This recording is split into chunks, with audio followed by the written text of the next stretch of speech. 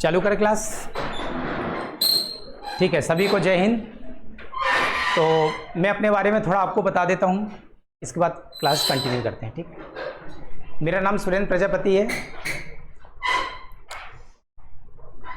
वर्तमान में मैं इंडियन रेलवे DRM ऑफिस में पदस्थ हूँ। इससे पहले मैंने 6 एग्ज़ाम क्रैक की है 2011 से कंटिन्यू, और पिछले 10 साल का मेरे पास एक्सपीरियंस है। मैं कंटिन्यू क्लासेस पढ़ा रहा हूँ, और मैं आपको अभी फ़िलहाल में क्या पढ़ाऊँगा? भूगोल पढ़ाऊँगा। ठीक है, भूगोल में आपका सारा कवर होगा, चाहे आप कोई से भी एग्ज़ाम की तैयारी कर रहे हैं, चाहे PSC कर रहे हों, NTPC है, GD है, कांस्टेबल है, व्हाटएवर, कोई भी चीज़ है। और आई थिंक यहाँ पर सभी बैठे होंगे, हिंदी मीडियम वाले ही बैठे होंगे, है ना? ठीक है, मस्ती से पढ़ना, इंजॉय से पढ़ना। ठीक है,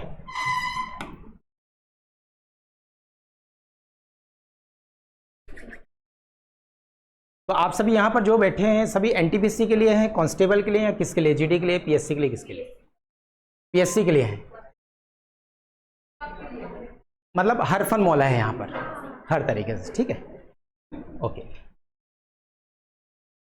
तो मैं चालू करूँगा क्लास, यहाँ पर भूगोल से क्लास चालू करूँगा। सबसे इंटरेस्टिंग टॉपिक बोल सकते हैं, इंटरेस्टिंग सब्जेक्ट होता है भूगोल, बहुत ही प्यारा सब्जेक्ट होता है भूगोल।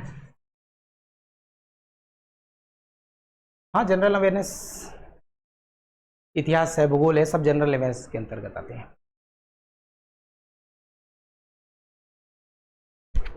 आप में से भूगोल पढ़ चुके इससे पहले कोई? ठीक है, तो आपको और बेटर हो जाएगा। ठीक है, बेटर नहीं, बेस्ट हो जाएगा। चलिए, भारत का भूगोल पढ़ने से पहले थोड़ा सा हम क्या देखेंगे? विश्व भूगोल में देखेंगे। विश्व भूगोल क्यों? क्योंकि जब भारत के बारे में पढ़ते हैं तो उसमें अक्षांशीय और देशांतर रेखा पढ़ते हैं, कर्क रेखा पढ़ते हैं, मकर रेखा पढ़ते हैं, अंतर्राष्ट्रीय तिथि रेखा भी देखते हैं थोड़ा सा, और ये भी देखते हैं कि जो मानक रेखा है, स्टैंडर्ड लाइन जो गुजरती है, वो भी देखते। उसके लिए थोड़ा सा क्या पढ़ना पड़ेगा हमको? थोड़ा ग्लोब पढ़ना पड़ेगा। ठीक है,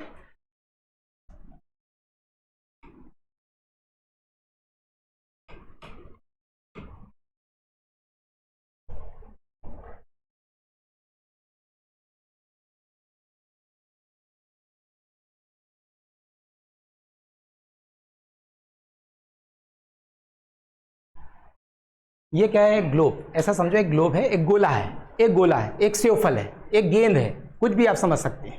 ठीक है, एक गेंद को मान लीजिए, एक थाली है, एक थाली में आपने पानी डाला और उसमें गेंद डाल दिए। गेंद क्या होगा? थोड़ा डूब जाएगा, ऊपर कुछ हिस्सा निकला होगा। तो वही चीज हमारी पृथ्वी है। पृथ्वी क्या है? पानी में कुछ डूबी हुई है, कुछ ऊपर निकली हुई है।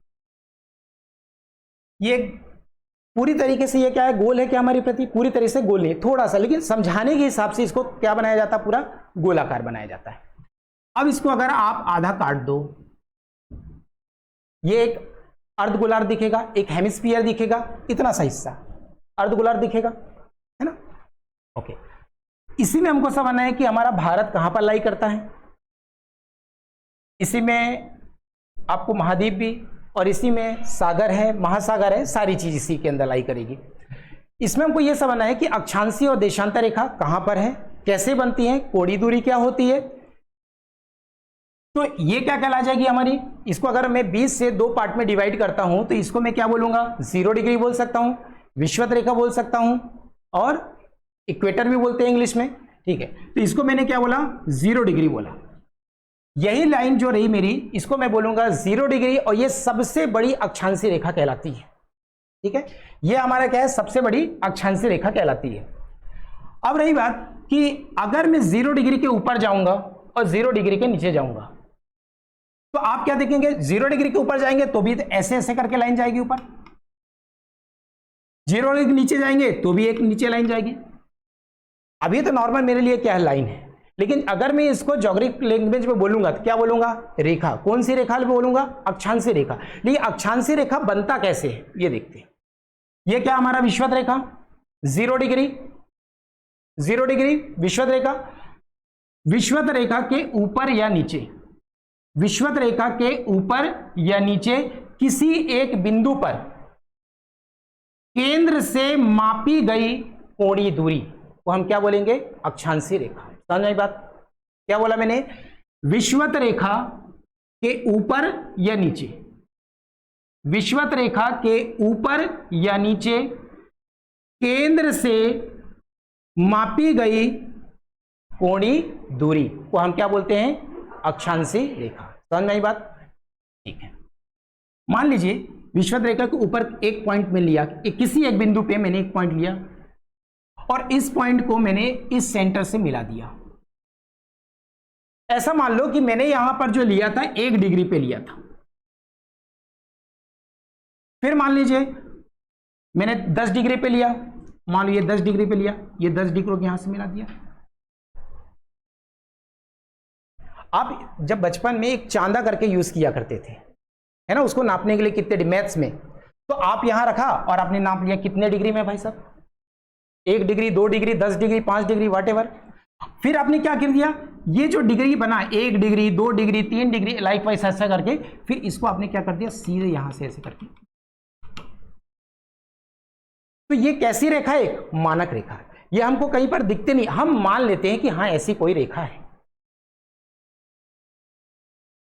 कलर इससे आएगा, इस नहीं, कलर इससे आएगा ना।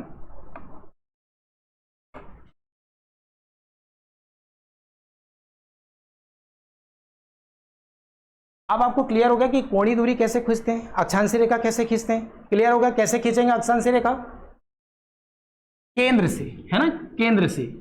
ठीक है, ये सब मान लो। अच्छा, अब एक चीज बताइए कि उत्तर में कितने अक्षांशी रेखा खींच सकते हैं? 90। कैसे? देखिए, ये 1 डिग्री हुआ, 2 डिग्री, 3 डिग्री, यहां तक जाएंगे। अगर यहां से एक केंद्र बिंदु पे एक लंब अगर डालते तो ये कितने डिग्री बनता है? तो स्वाभाविक बात है कि 0 डिग्री से अगर ध्रुव तरफ जाते हैं तो कितने अक्षांशी रेखा होंगे? 90। सेम टू सेम अगर मैं नीचे तरफ आता हूं, 0 डिग्री के नीचे जाता हूं, तो भी कितने अक्षांशी रेखा खींच पाएंगे? 90। स्वाभाविक। अब सेम तरीका, खींचने का तरीका क्या है? सेम है। सेम टू सेम क्या किया मैंने, यहां से ऐसे खींचा और फिर इसको इस पॉइंट पे लगा।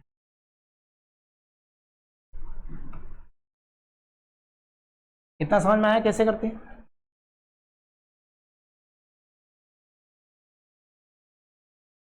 देखो, भूगोल में क्या है ना, आपको समझ विकसित करनी है। इसमें कितना रटेंगे, रट नहीं पाएंगे। आप में से बहुत सारे पीएससी वाले अगर एग्जाम देंगे तो उसमें मेंस लिखना रहता है, कितना रटेंगे आप? कुछ अपने विचार लिखना पड़ेंगे उसमें, है ना, रट नहीं सकते, इसको समझ सकते हैं। ये 0 डिग्री के ऊपर जाएंगे तो कितने अक्षांशी रेखा मिलेंगे अपने को? 90। 0 डिग्री के नीचे, अब बताइए टोटल अक्षांशी रेखा कितने हो गए? 180। लेकिन 0 डिग्री भी तो अपने आप में एक अक्षांशी रेखा है, सबसे बड़ी अक्षांशी रेखा है। 0 डिग्री के जैसे ऊपर जाएंगे अक्षांशी रेखा क्या हो, छोटी छोटी चली जाएंगी। 0 डिग्री के नीचे आएंगे तो भी अक्षांशी रेखा छोटी होती चली जाएंगी। लेकिन ये ध्रुव है हमारा साउथ पोल और ये क्या है, नॉर्थ पोल। लेकिन जैसे नॉर्थ पोल से अगर विषुवत रेखा की तरफ बढ़ेंगे तो ये क्या हो जाएगी, बड़ी होती चली जाएगी। सेम टू सेम अगर दक्षिणी ध्रुव से विषुवत रेखा के पास में जाएंगे तो भी हमारी अक्षांशी रेखा क्या हो जाएगी, बड़ी होती चली जाएगी। क्लियर है इतना? ओके। अब एक चीज और हम देखते हैं कि हमारे ग्लोब में एक कर्क रेखा गुजरती है, कर्क रेखा। तो कर्क रेखा कितने डिग्री पे है? 23.5 डिग्री पे। 23.5 डिग्री कहां से? विषुवत रेखा से 23.5 डिग्री ऊपर है, उसको हम क्या बोलेंगे, कर्क रेखा। अब कर्क रेखा कैसे खींचेंगे? सेम टू सेम जिस प्रकार अपन ने खींचा ना कोणीय दूरी, कोणीय दूरी मान लीजिए ये हमारा क्या है, ये कितने डिग्री पे, मान लो 23 डिग्री पे। तो हमने यहां पर एक मान लो एक मानक रेखा खींच दी, ये 23 डिग्री पे, और उसके नीचे भी 23.5 डिग्री पे क्या होगा, मकर रेखा। तो 23.5 डिग्री पे ये क्या होगा, कर्क रेखा। 23.5 डिग्री पे यहां पर भी क्या हो गया आपका, मकर रेखा। ये क्या, 23.5 डिग्री।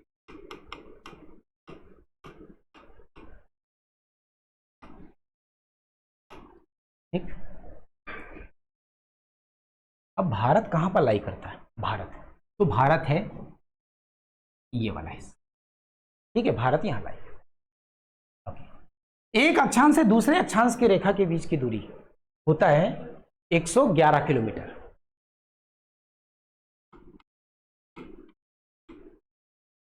अब दो अक्षांश रेखा के बीच की दूरी 222। स्वाभाविक अगर एक यहां से यहां की दूरी कितना है, 111 किलोमीटर। यहां से यहां की दूरी 111 किलोमीटर। हर एक दो अक्षांश के बीच की दूरी कितनी होगी? 111 किलोमीटर होगी। सेम टू सेम ऊपर की तरफ भी जाएंगे तो भी 111 किलोमीटर हो जाएगी। ठीक है, ओके। अब इसी में हम क्या खींचते हैं? देशांतर रेखा खींचते हैं।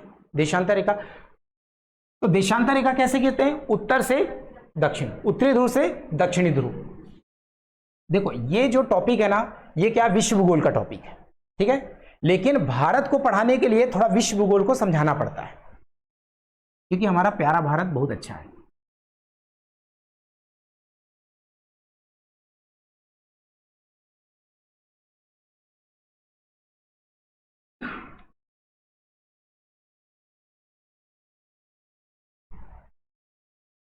ये क्या है? देशांतर रेखा। एक देशांतर रेखा के बीच की दूरी होती है 111.32 किलोमीटर।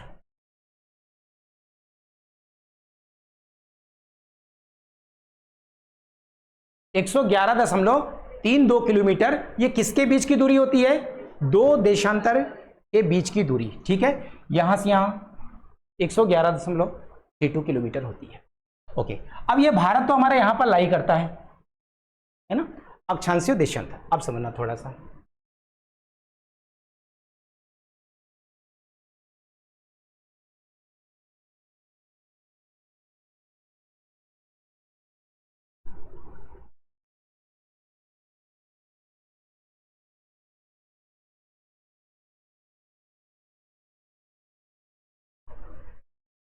ठीक है, ये मेरा प्यारा भारत है, ठीक है, ओके। अब ये क्या हमारा, 2 मिनट यार, ये वाला सही रहेगा। ये हमारा प्यारा भारत है। अब समझना थोड़ी पॉइंट की चीजें। ये कितने डिग्री का है? एक गोला कितने डिग्री का? 360, ठीक है। हमारी अर्थ कितने घंटे में एक चक्कर लगा लेती है? 24 घंटे में। 24 घंटे पूरा एक चक्कर लगा लेती है। मतलब मैं ये बोल सकता हूं कि 360 डिग्री बराबर 24 घंटे। 360, अभी समझना इसको, 360 डिग्री बराबर कितना? 24 घंटे। अब 24 घंटे मतलब कितने मिनट? 60 का मल्टीप्लाई कर देंगे, 1440 मिनट हो जाएगा। तो 360 डिग्री बराबर कितना हो जाएगा? 1440 मिनट। समझना अभी, 360 डिग्री बराबर 24 घंटे। और 24 घंटे को अगर मैं मिनट में कन्वर्ट करूं, 60 से मल्टीप्लाई कर दूंगा तो मेरे पास मिनट में आ जाएगा 1440 मिनट। अब अगर 360 डिग्री बराबर 1440 मिनट, तो 1 डिग्री बराबर 1440 बटे कितना होगा? 360। 0 0 मर गया, ठीक है। 12 3 36, 12 में ये क्या, 3 4 जा 12, तो 1 डिग्री बराबर कितना हुआ? 4 मिनट। ये 1 डिग्री बराबर 4 मिनट क्या है? हमारे अर्थ को 1 डिग्री इधर से इधर घूमने में कितने मिनट का समय लगता है? 4 मिनट का। इतना समझ में? ये क्या है? हमारी अर्थ कैसे घूम रही है? पश्चिम से पूर्व की तरफ घूम रही है। ऐसे पश्चिम से पूर्व की तरफ घूम रही है हमारी अर्थ। तो 1 डिग्री यहां से यहां जाने में 4 मिनट, फिर अगला 4 मिनट, 4 मिनट, 4 मिनट, ऐसे करते हुए, ठीक है। अब ये जो देशांतर रेखा है कहीं ना कहीं हमारे भारत में भी तो है, ठीक है। अभी और समझो इसको। 1 डिग्री वाला 4 मिनट, इतना समझ में आ गया। ये हम क्यों पढ़ रहे हैं अभी समझ में आ जाएगा। अब रही बात, हम ये देखते हैं कि हमारे भारत में, भारत और ये दुनिया बहुत बड़ी है, इसमें टाइम को मैनेज करना बड़ा मुश्किल काम है। अगर इतना बड़ा भारत है, यहां सूरज पहले उगेगा और यहां के लोग तब तक सोते रहेंगे। अगर यहां 4 बजे उग रहा है, यहां लेट उगेगा। अब इतने बड़े भारत को टाइम को मैनेज करना एक मुश्किल काम है। तो कहीं ना कहीं अपने क्या कुछ ना कुछ एक टाइम मैनेजमेंट बताना पड़ेगा। तो क्या किया गया, टाइम को लेकर लंदन, यहां पर क्या है? लंदन, लंदन को माना गया 0 डिग्री। लंदन को क्या माना गया? 0 डिग्री। 0 डिग्री के पूर्व की तरफ, ये क्या हिस्सा पूर्व है,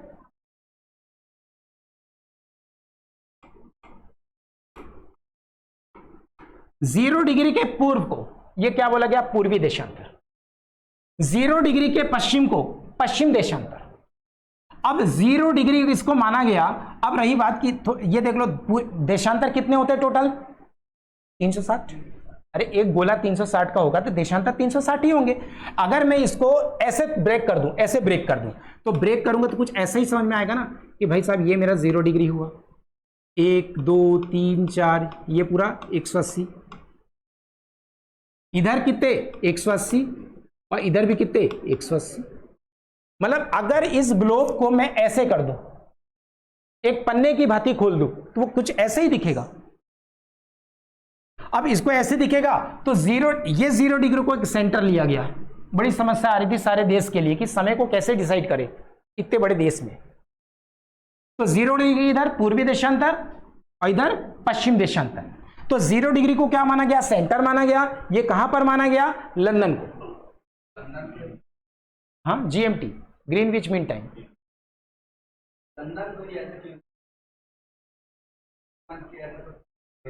हाँ मीटिंग हुई, इसकी वजह से हुआ। मीटिंग हुई जो यूनाइटेड नेशन के द्वारा मीटिंग हुई थी, जिसके तहत डिसाइड किया कि लंदन को ही हम मानेंगे 0 डिग्री। ऐसा स्पेसिफिक रीजन तो नहीं है, लेकिन डिसाइड यही किया कि लंदन को। स्पेसिफिक रीजन अभी नहीं है, ठीक है ओके। अब यहां लंदन से क्या, ये वाला हिस्सा कौन आगे रहेगा पीछे रहेगा, पूर्वी वाला आगे। हम लोग क्या है, आगे हैं या पीछे, आगे। अब देखते हैं कैसे। ये अगर 0 है तो ये कितना हो जाएगा 1 2 3 4 5 6 7 8। तो हमारा भारत जो प्यारा भारत है, ये कितने देशांतर पर है, कोई बता पाएगा, एनीबॉडी एल्स? कोई बात नहीं, 68.7 में। कितना है 68.7। इधर कितना है 97.25। ठीक है, अभी आप समझिए बस, ठीक है। तो ये 68.7 डिग्री ये क्या है एक्चुअली, इसको जो बोलते हैं वो कैसे बोलते हैं, 68 मिनट 68 डिग्री 7 मिनट ऐसे लिखते हैं, 68 डिग्री 7 मिनट।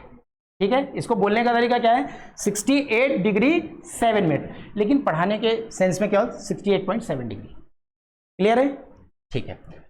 तो ये क्या चीज है, यहां पर ये वाला जो हिस्सा आ रहा है इसको हम क्या बोलते हैं, देशांतर रेखा। कितने देशांतर पे आता है 68.7 और कितने आता है 97.25। इतना क्लियर है सभी को, ओके।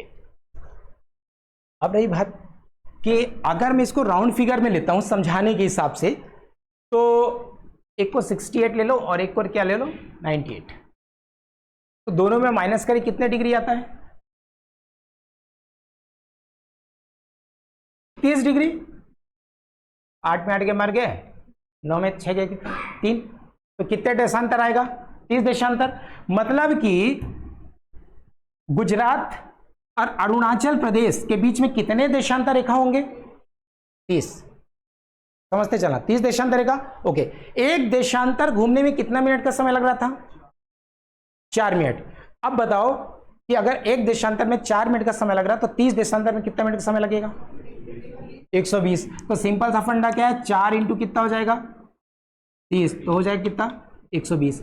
इसका मतलब यह है कि गुजरात और अरुणाचल प्रदेश के बीच में कितने का अंतर है 120 मिनट का, मतलब 2 घंटे का। सीधा सीधा अगर मान लो सूरज अगर 5 बजे निकलता तो यहां कितने बजे दिखाई देगा 7 बजे, है ना, और 6:30 बजे निकलता तो 8:30 बजे, है ना, ठीक है।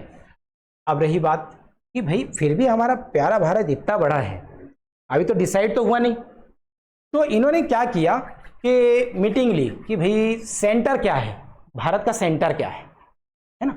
तो उन्होंने डिसाइड किया कि सेंटर एक काम करो कि सेंटर क्या आता है भाई प्रयागराज। सेंटर क्या आया प्रयागराज, जिसको आप इलाहाबाद कहते थे, है ना, इलाहाबाद का नैनी। तो माना गया यहां से काउंट किया गया तो सेंटर कौन सा आया, मैंने भारत के सेंटर की बात कर रहा हूं, कितना आया इलाहाबाद का नैनी। यहां से काउंट किया गया तो कितना आया 82.5 डिग्री। तो ये वाला पॉइंट जो है कितना है 82.5 डिग्री। ये 82.5 डिग्री क्या है एक मानक रेखा है। ये कहां से नापा गया है लंदन से नापा गया है 0 1 2 3 4 5, यहां कितना है 82.5 डिग्री नापा गया। ये 82.5 डिग्री क्यों लिया गया? क्योंकि इन दोनों का ये क्या है, बीच का है। समझे? 82.5 डिग्री क्यों लिया गया? क्योंकि भारत का पश्चिमी और पूर्वी के बीच का जो देशांतर है वो कितना है, 82.5 डिग्री। इतना क्लियर हुआ? ओके, अब 82.5 डिग्री आ गया। अब ये कहां पर है? प्रयागराज के नैनी। इलाहाबाद भी आ जाए तो लिख लेना, इलाहाबाद के नैनी। 82.5 डिग्री। अब भाई ये कैसे? ओके, 1 डिग्री बराबर कितने मिनट? तो बताओ 82.5 डिग्री बराबर कितने मिनट? 82.5 डिग्री बराबर कितने मिनट? तो क्या कर देंगे, 4 में मल्टीप्लाई कर देंगे। ओके, चलिए कर दीजिए। 4 5 22, 4 2 8, 10, 1 4 32 और एक क्या हो 33, एक अंक बाद दशमलव, तो कितना है 330 मिनट। ये कितना है 330 मिनट। अब 330 मिनट को घंटे में कन्वर्ट करेंगे, क्या करेंगे, 60 का डिवाइड करेंगे। ओके, 60 का डिवाइड, 0 0 मर गया, ठीक है। 3 2 जा 6, 3 1 जा 11/2, 2 5 जा 10, कितना एक बचा 5:1/2। ये क्या होगा 5.5 घंटा। इसका मतलब क्या है कि लंदन से हम कितना आगे हैं, 5.5 घंटे आगे हैं। क्लियर हुआ समझ सबको? लंदन से हम कितना आगे हैं, 5.5 घंटे आगे हैं। अब ये बताइए कि अगर लंदन से हम 5.5 घंटे आगे हैं, अब अगर मान लो कि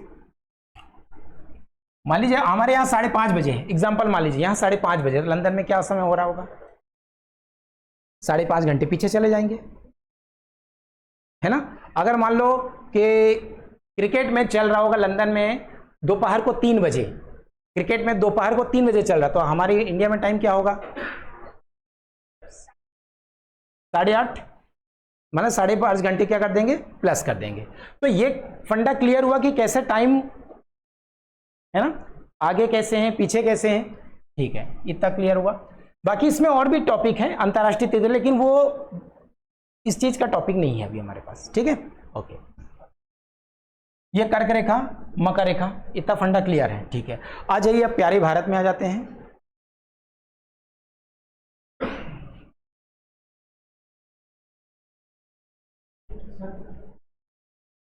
अच्छा प्लस का, अरे अच्छा वो बता दिए।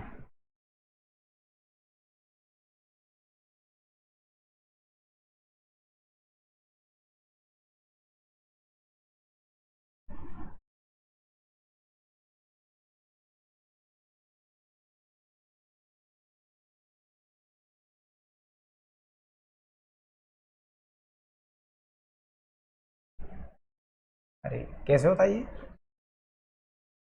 अच्छा ये वाला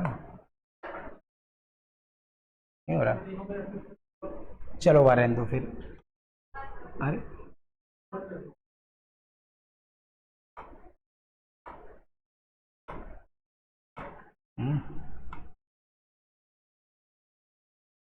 चलिए ठीक है।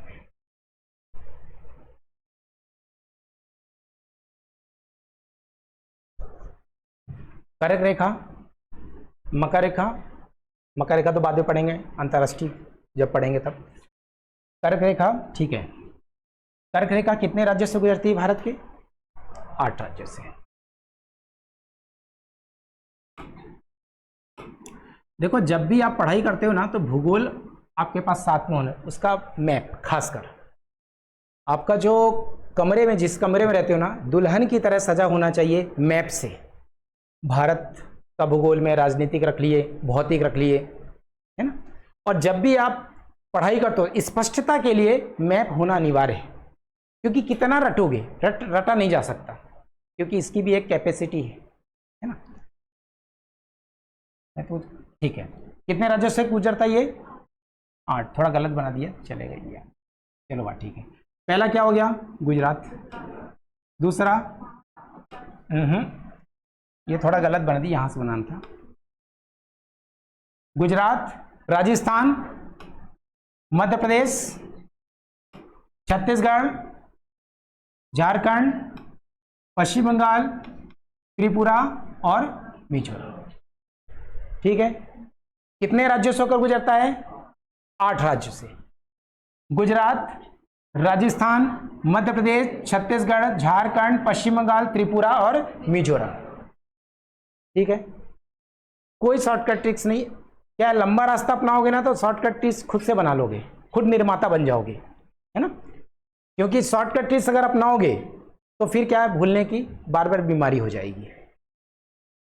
गुजरात, राजस्थान, मध्य प्रदेश, छत्तीसगढ़, झारखंड, पश्चिम बंगाल, त्रिपुरा और मिजोरम। ओके, अब क्वेश्चन ये है कि कर्क रेखा सबसे ज्यादा किस राज्य से होकर गुजरती है? तो हमारा प्यारा मध्य प्रदेश, ये सबसे ज्यादा यहीं से होकर गुजरती है, मध्य प्रदेश से, है ना। क्वेश्चन ये बनेगा कि कर्क रेखा किस राज्य की राजधानी से होकर गुजरती है? तो क्या हो जाएगा, झारखंड की राजधानी रांची से। ये रांची किसी क्रिकेटर की जन्मस्थली है ना, है ना, है ना, होगा यार, धोनी का है ना शायद यहां पर, है ना? तो रांची क्या है, कर्क रेखा झारखंड की राजधानी रांची से होकर गुजरती है। अगर ये क्वेश्चन पूछता है कि कर्क रेखा किस राज्य की राजधानी से होकर गुजरती है, तो क्या आएगा, रांची। सबसे ज्यादा किससे होकर गुजरती है, मध्य, और सबसे कम राजस्थान, सबसे कम राजस्थान। ठीक, अब क्वेश्चन और बनेगा कि जो कर्क रेखा है भारत के किस राज्य की राजधानी के करीब से होकर गुजरती है? एक क्या बोला मैंने, राजधानी एकदम पूरा वहीं से होकर गुजरती है, ठीक है, सबसे लंबी, सबसे कम, और किस राज्य की राजधानी के करीब से होकर गुजरती है? तो दो हो जाएगा, एक गुजरात की राजधानी, इतना तो मालूम होगा, गांधीनगर, ठीक है, तो गांधीनगर यहां है, और मध्य प्रदेश की राजधानी भोपाल, तो यहां पर बीपीएल, और ये गुजरात करीब से, है ना। कर्क रेखा गुजरात की राजधानी गांधीनगर और मध्य प्रदेश की राजधानी भोपाल के करीब से होकर गुजरती है। क्लियर है इतना अपने को? ठीक है,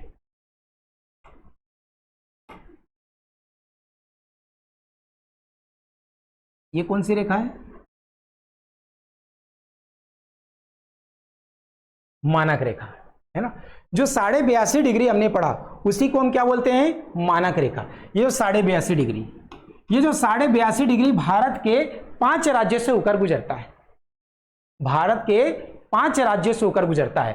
कौन कौन से? उत्तर प्रदेश, अपना प्यारा मध्य प्रदेश, फिर छत्तीसगढ़, बहुत बढ़िया उड़ीसा, और आंध्र प्रदेश। ठीक है, ये क्या है, मानक रेखा, स्टैंडर्ड लाइन। मानक रेखा भारत के 5 राज्यों से होकर गुजरता है, उत्तर प्रदेश, मध्य प्रदेश, छत्तीसगढ़, उड़ीसा, आंध्र प्रदेश। जब भी आप भूगोल पढ़ो ना, एटलीस्ट आपको भारत के सारे राज्य मालूम होना चाहिए, कौन कहां पर है, और इतना तो होना चाहिए, राजधानी तो पता ही होना चाहिए, है कि नहीं। ये क्लियर अपने आपको सबको अच्छे से? ठीक है, इसमें भी हाथ रखना पड़ेगा क्या? हाँ, कट जाएगा, ठीक है। अरे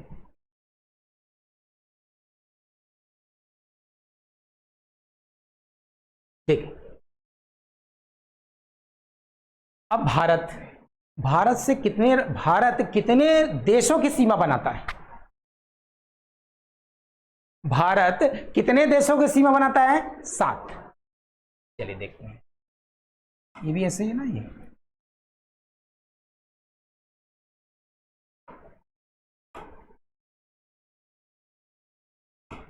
ठीक है, ये वाला हिस्सा हो जाएगा पाकिस्तान, ये हाँ यहां तक है।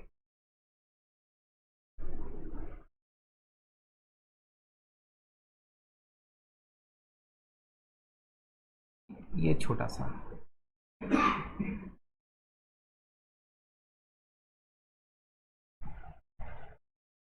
ये क्या हो जाएगा अपना, पाकिस्तान, अफगानिस्तान, चीन, म्यांमार, ठीक है, बांग्लादेश, नेपाल और, ठीक है, कितने देश हो गए? 7। ठीक है, ये क्या है? स्थलीय सीमा बनाता है, स्थलीय सीमा। ओके, कौन को? पाकिस्तान, अफगानिस्तान, चाइना, नेपाल, भूटान, म्यांमार और बांग्लादेश। अगर पूछेगा कि सर्वाधिक सीमा कौन सा देश से बनाता है, तो क्या बोलेंगे? बांग्लादेश। आपने सुना होगा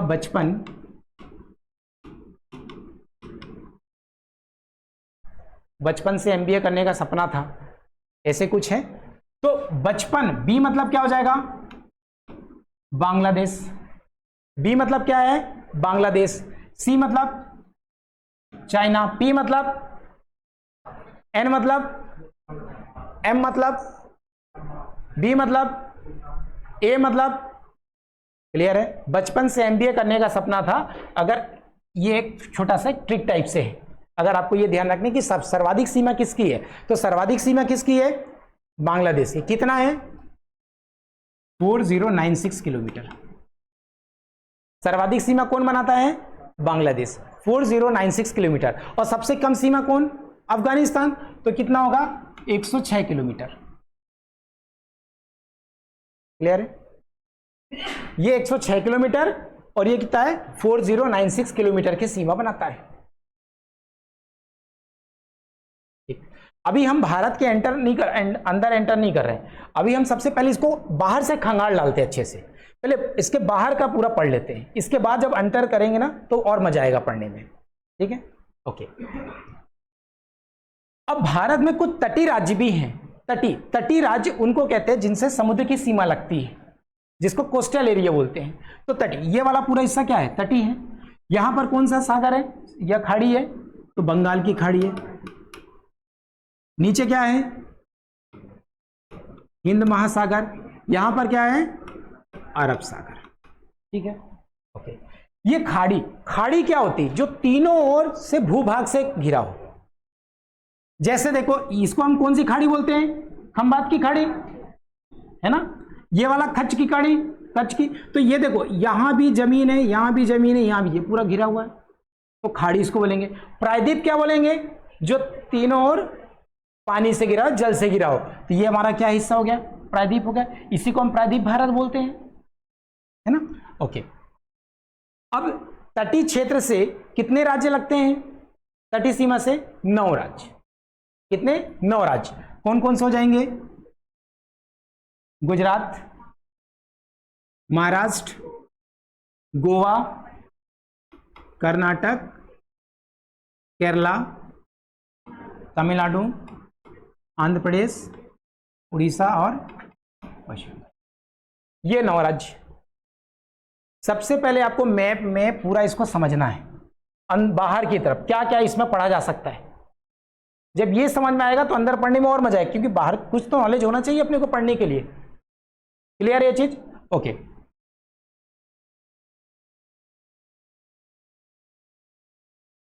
सबसे ज्यादा कौन सी सीमा बनाती है? तटीय सीमा कौन सी बनाती है? गुजरात। सर्वाधिक सीमा कौन सा बनाता है? गुजरात। गुजरात कैसा है? थोड़ा अंदर घुसा हुआ है। अगर इसको मान लो एक चैन, इसको लंबी डोर खींचो, बहुत लंबा हो जाएगा। जैसे स्प्रिंग होता है, स्प्रिंग कैसे मुड़ा होता है, उसको खींचें कितनी लंबी तार हो जाती है। सेम टू सेम गुजरात है, ये काफी लंबा हो जाता है ना। ओके, सबसे छोटा गोवा का, सबसे छोटा गोवा का हो जाएगा। ठीक है, ओके।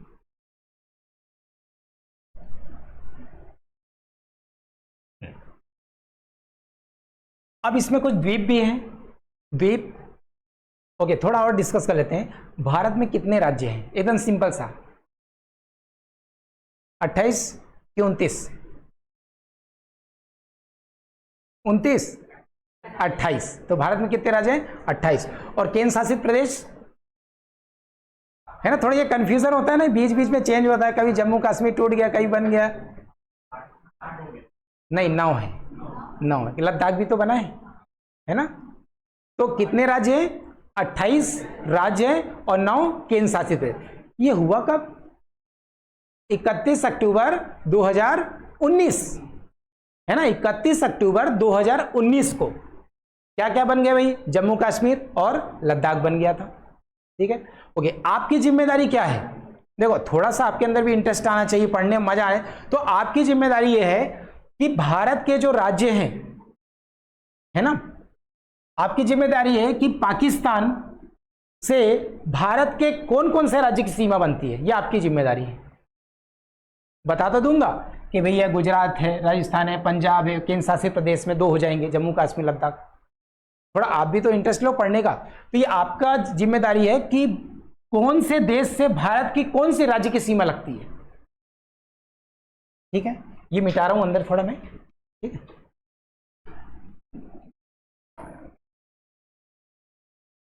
अच्छा अच्छा, डिलीट नहीं करना ना, ठीक ठीक, प्लस कर देता हूं।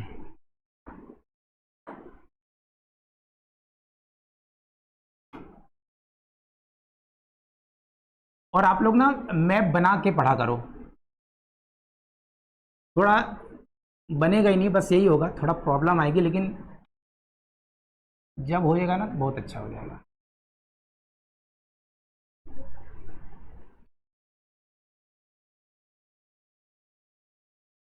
चलिए देखिए, नेपाल, भूटान।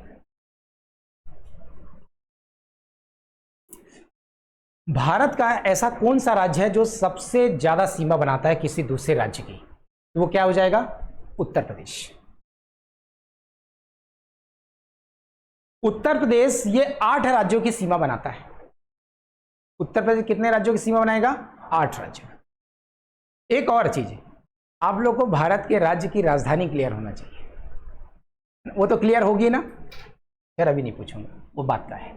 ठीक है, तो भारत के राज्य की राजधानी आपको क्लियर होना ही चाहिए कम से कम, एटलीस्ट, ये जनरल चीजें हैं, है ना। ठीक है, ओके।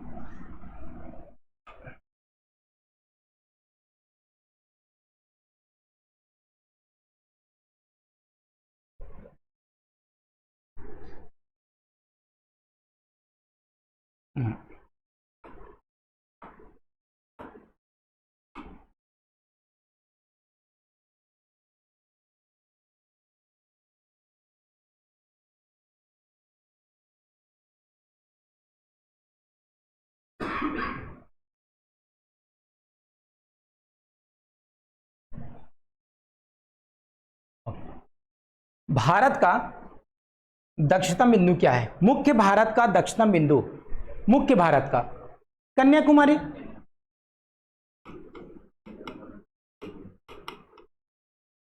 उत्तरी बिंदु इंदिरा कॉल।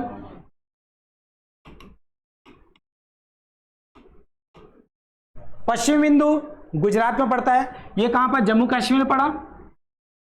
पश्चिम बिंदु क्या है, गोहार मोते, ये कहां पड़ेगा, गुजरात में। पूर्वी बिंदु अरुणाचल प्रदेश, किबीथू, किबीथू। ठीक है, ध्यान रखना। भारत का दक्षिण बिंदु क्या हो जाए, मुख्य भारत की बात कर रहा हूं, द्वीपों को मिलाकर नहीं बोल रहा हूं, मुख्य भारत की बात कर रहा हूं। मुख्य भारत का दक्षिण बिंदु कन्याकुमारी, उत्तरी बिंदु इंदिरा कॉल, पश्चिम बिंदु गोहर मोते, पूर्वी बिंदु किबीथू। किबीथू किस राज्य में हो जाएगा, अरुणाचल, गोहर मोते गुजरात, कन्याकुमारी तमिलनाडु, और इंदिरा कॉल। इतना क्लियर है, ठीक।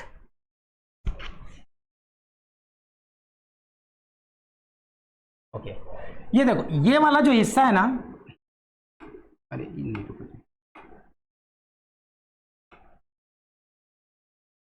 ये वाला, ये और ये वाला पूरा, ये वाला हिस्सा, ये वाले पूरे हिस्से को हम क्या बोलेंगे, स्थलीय सीमा। स्थलीय मतलब ये वाला हिस्सा कहीं भी जल से सटा हुआ नहीं है, कहीं भी समुद्र नहीं लगता, इनमें कोई सागर महासागर नहीं लगता, ये इसको हम क्या बोलेंगे, स्थलीय सीमा। तो भारत में स्थलीय सीमा, ये पूरा जो लंबाई है यहां से ये पूरा, ये कितना है, 15,200 किलोमीटर। क्लियर है, कितना है, 15,200 किलोमीटर। ये क्या है, स्थलीय सीमा की लंबाई। ओके, इसके साथ हमारे पास तटीय सीमा भी तो है, द्वीप भी है, तो ये वाला हिस्सा क्या हो जाएगा, तटीय सीमा। ये क्या होंगे, छोटे छोटे द्वीप हो जाएंगे। तटीय सीमा की लंबाई है 6100 किलोमीटर। तटीय सीमा की लंबाई कितना है, 6100 किलोमीटर। अब अगर तटीय सीमा को और द्वीपों को मिला दें, तटीय प्लस द्वीप, तो कितना है, 75-16 किलोमीटर। कितना है, 75-16 किलोमीटर। अब अगर 75-16 में 6100 हटा देते हैं, 6100, ये 6-1-4-1, तो द्वीप की लंबाई सिर्फ कितनी हो गई, 1416। अरे सब मिट जाएगा, अरे यार 1416, तो कितना है, 1416 किलोमीटर। इतना समझ में आया अपने को, ठीक है। अब बताइए भारत की संपूर्ण लंबाई कितनी है, कितना होगा भारत की संपूर्ण लंबाई पूरी। क्या करेंगे, जोड़ देंगे। किसको किसको जोड़ देंगे भाई, 15,200 और 75-16 को, 6-1-7-7-5-12, ये 22,716 किलोमीटर। कोई बंदा जिसको नहीं समझ में आया, क्या समझाया मैंने, ये स्थलीय सीमा की लंबाई कितनी है, ये वाली पूरी लंबाई 15,200 किलोमीटर। सिर्फ ये वाली, ये तटीय सीमा की लंबाई कितनी है, 6100 किलोमीटर, ठीक है। ओके, अगर तटीय सीमा के साथ मैं द्वीप को भी काउंट कर लेता हूं, जैसे अंडमान निकोबार द्वीप समूह, दादर नगर हवेली, एलिफेंटा द्वीप, मालदीव, सॉरी ये क्या बोलते हैं, लक्षद्वीप, इन सबको अगर शामिल कर लो तो कितना होता है मेरे पास टोटल, 75-16। ओके, ये क्या है, तटीय की लंबाई है बस। तो 75-16 में अगर 6100 अगर माइनस कर दूं तो 1416 किसकी लंबाई हो गई, इनकी लंबाई, इनकी। ये 1416 जो किलोमीटर है वो किसका लंबाई है, ये इनकी सीमा की लंबाई, ये बाहर की, द्वीप की, अंडमान, लक्षद्वीप, दादर नगर हवेली, ये सब की लंबाई। समझ में आ रही बात आपको। और अगर ये 75-16 और 15,200 को ऐड कर दें तो 22,716 किलोमीटर की लंबाई किसकी है, ये पूरे भारत की। क्लियर है, ओके ठीक है, इतना आपको समझ में आया, अच्छे से आ गया समझ में, ओके। अच्छा, आप एक क्वेश्चन पूछे थे ना, क्या नाम अपना, ठीक है शुभम। एक्चुअली वो रीजन ये है कि ये क्या हुआ, 0 डिग्री, 0 डिग्री केस में आता है, सेंटर में आता है, इसकी वजह से, ठीक है। ऐसे मिट जाएगा ना, अरे नहीं मिटाना नहीं है ना, मिटाना नहीं है, भूल जाता हूं बार बार।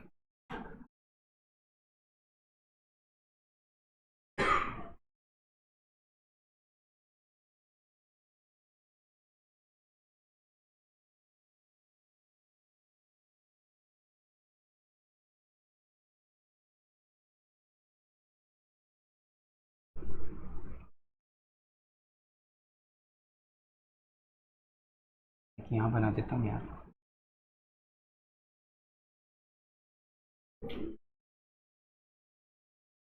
चलिए पूछो, टाइम क्या हो गया,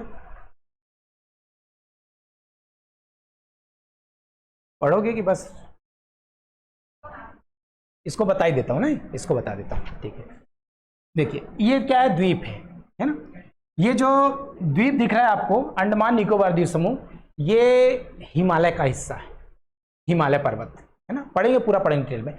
हिमालय का जो हिमालय पर्वत है, जब म्यांमार में जाती है तो उसको हम आरकान योमा पर्वत बोलते हैं, आरकान योमा पर्वत है ना। तो आरकान योमा पर्वत क्या होता है, दक्षिण की तरफ मुड़ जाता है। अब मुड़ने के बाद वो किधर चला जाता है, समुद्र के अंदर। तो कहीं कहीं छिछला हो जाता है, कहीं कहीं गहराई तरफ चला जाता है। जो छिछला है, जो ऊपर उड़ जाता है, वो क्या है, एक द्वीप का निर्माण करता है ना। ओके, तो ये अंडमान निकोबार द्वीप समूह है, ये पूरा अंडमान निकोबार। तो इसको मैं बोलूंगा उत्तरी अंडमान। अरे यार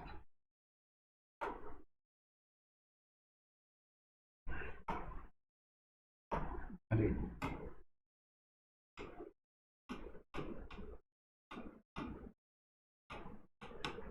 ये उत्तरी अंडमान है,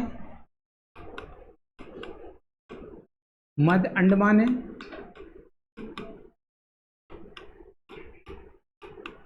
दक्षिण अंडमान,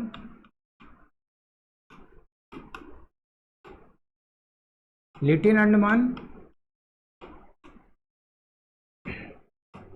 कार निकोबार, और ये क्या है, ग्रेट निकोबार। ठीक, ये क्या है, लक्षद्वीप, मिनी काय द्वीप, ये क्या है, मालदीव। ठीक है, ओके। इसी को अंडमान निकोबार द्वीप समूह को हम शहीद द्वीप भी बोलते हैं, स्वराज्य द्वीप भी बोलते हैं। ठीक है, इसलिए बोलते हैं क्योंकि यहाँ पर काला पानी की सजा हुई थी, इसलिए शहीद द्वीप और स्वराज द्वीप भी बोलते हैं। ठीक है, ओके।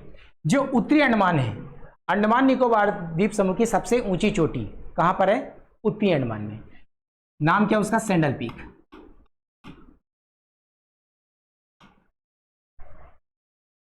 मध्य अंडमान ये क्या है, सबसे बड़ा द्वीप। ओके, अंडमान निकोबार द्वीप समूह की राजधानी पोर्ट ब्लेयर, तो पोर्ट ब्लेयर कहां पर है, दक्षिण अंडमान में। Port Blair. लिटिल नाम से क्लियर है, छोटा। और लिटिल अंडमान और कार निकोबार को जो डिवाइड करती है उसका नाम क्या है, 10 डिग्री चैनल। क्या है, 10 डिग्री। ये 10 डिग्री क्या होता है, किसी भी भूभाग के बीच में अगर समुद्र पड़ता है शॉर्टेस्ट, उसको हम क्या बोल देते हैं, डिग्री से उसको बाइफर्केट कर देते हैं। तो ये क्या है, 10 डिग्री। तो 10 डिग्री किसके किसके बीच में है, लिटिल अंडमान और कार निकोबार के बीच में। ओके, एक भारत का सबसे दक्षिणतम बिंदु क्या है, इंदिरा पॉइंट है ना, इंदिरा पॉइंट। वो कहां पर है, ग्रेट निकोबार, यहां पर है।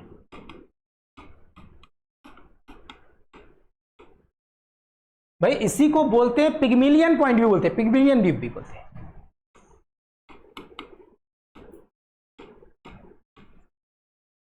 ठीक है, ध्यान रखना। भारत का दक्षिणतम बिंदु, मुख्य बिंदु बोले भारत का मेन हिस्से का अगर बोले तो क्या बोलोगे, कन्याकुमारी। अगर पूरा बोलेगा तो आप क्या बोलोगे, इंदिरा पॉइंट या पिग्मिलियन पॉइंट। ठीक है, ओके। अब ये भी द्वीप दिख रहा, लक्षद्वीप, मिनिकॉय द्वीप, मालदीव। तो मालदीव और मिनिकॉय द्वीप के बीच में 8 डिग्री चैनल डिवाइड करता है। मिनिकॉय द्वीप और लक्षद्वीप के बीच में 9 डिग्री चैनल डिवाइड करता है। क्लियर है?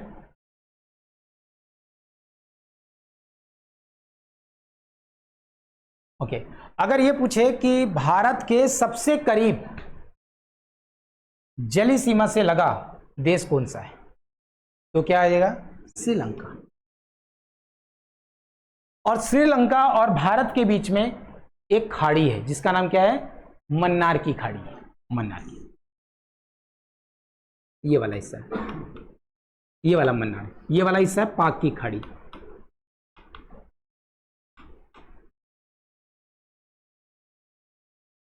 क्लियर है? ये थोड़ा सा और देख लो बस। अरे यार मैं बार बार भूल जाता हूं।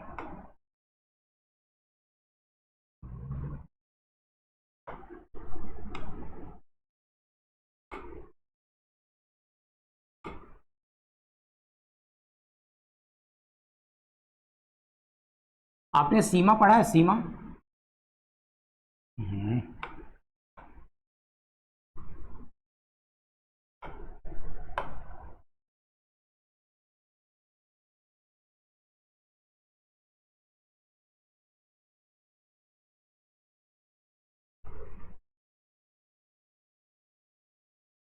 ये तो बनाना ही पड़ेगा।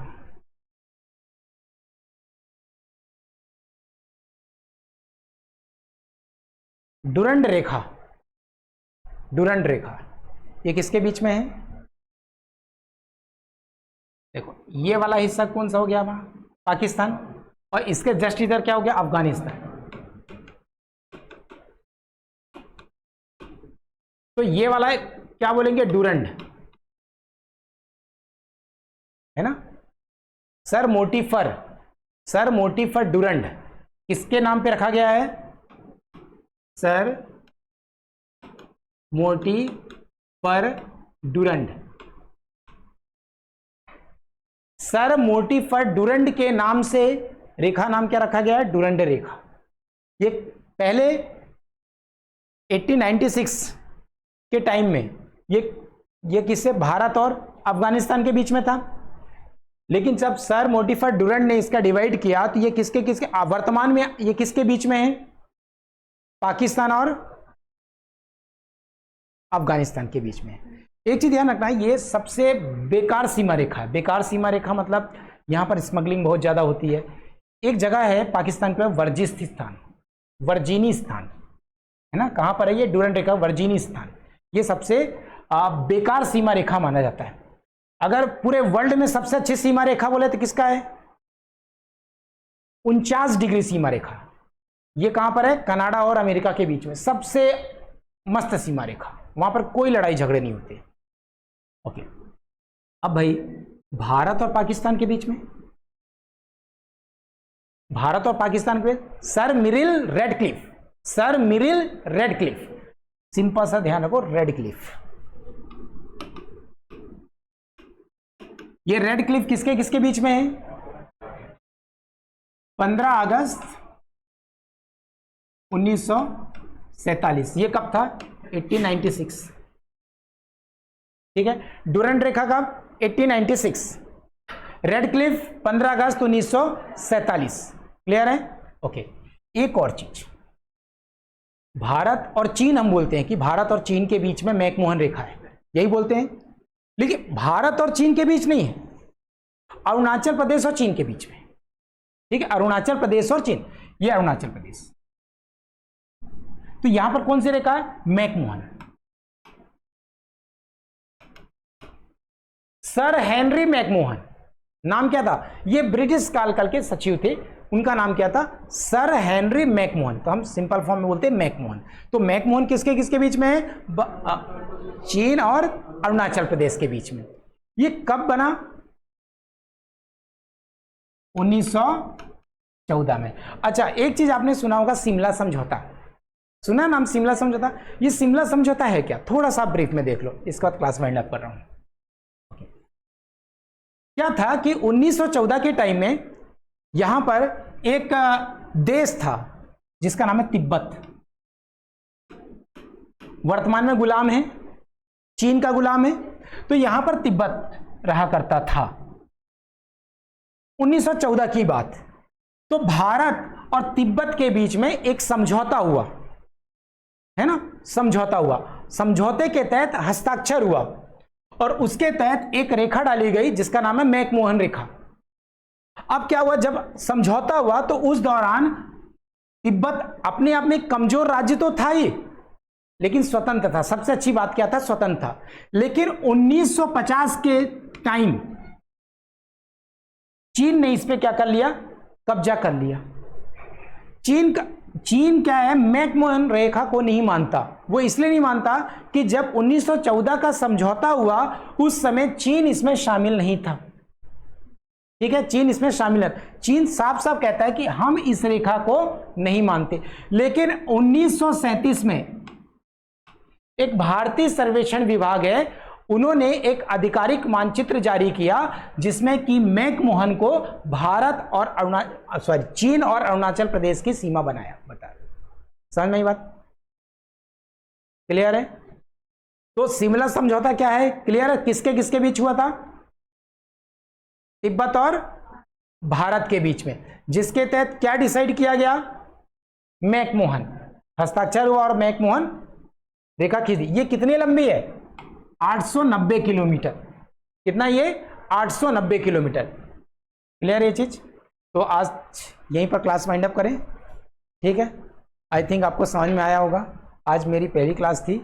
ठीक है, किसके माध्यम से? इसके माध्यम से। अदरवाइज क्लास तो बहुत ली है। ठीक है।